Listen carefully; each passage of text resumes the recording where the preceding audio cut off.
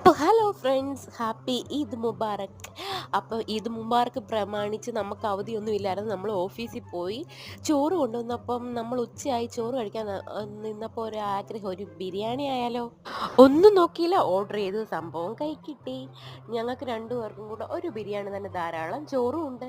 അപ്പോൾ ഞങ്ങൾക്ക് ആ ബിരിയാണി ഫുള്ള് കഴിച്ചിട്ട് ചോറ് കഴിക്കാൻ പറ്റിയില്ല. അല്ല, അവളാണ് ചിക്കൻ ബിരിയാണി അൺബോക്സ് ചെയ്യുന്നത്. പാവംകുട്ടി ആ ലെഗ് പീസ് എനിക്ക് തന്നു. അവൾ വിട്ടുവീഴ്ചയും ത്യാഗത്തിൻ്റെയും പ്രതീകമാണ്. അവളെ ഞാൻ എന്നും ഓർക്കും. ഫുഡിൻ്റെ കാര്യത്തിൽ അവൾ എന്നും എനിക്ക് വേണ്ടി വിട്ടു തരും ഓരോ കാര്യങ്ങൾ. ദഹിക്കാൻ വേണ്ടി 1/2 ലിറ്റർ കൊക്കക്കോളയും ഞാൻ കുടിച്ചു. അതിനുശേഷം ഒരു 8 മണിയായപ്പോൾ വീട്ടിൽ അമ്മ നല്ല ചക്കപ്പുഴുക്ക് വേവിച്ച് വെച്ചിട്ടുണ്ടായിരുന്നു.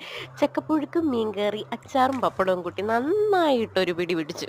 അതിനുശേഷം ഇതൊന്ന് ദഹിക്കാൻ വേണ്ടിയിട്ട് ഒരു ചീഞ്ഞ പഴം എടുത്ത് കഴിച്ചു. അതിനുശേഷം ഞാൻ ഫ്രിഡ്ജിലൊന്ന് നോക്കി എന്തെങ്കിലും ഒരെണ്ണം കഴിക്കാൻ നോക്കിയപ്പോഴേക്കും ഒരു ജിലേബി ഇരിക്കുന്നത്. അത് വർഷങ്ങൾക്ക് മുന്നേ ഉള്ളതായിരുന്നു. തൽക്കാലം ഞാനത് എടുത്ത് വെച്ചതിന് ശേഷം കുഞ്ഞിന് വെച്ച ക്രീം ബണ്ണിൻ്റെ ഒരു ബൈറ്റ് എടുത്തതിന് ശേഷം കിടന്നുറങ്ങി.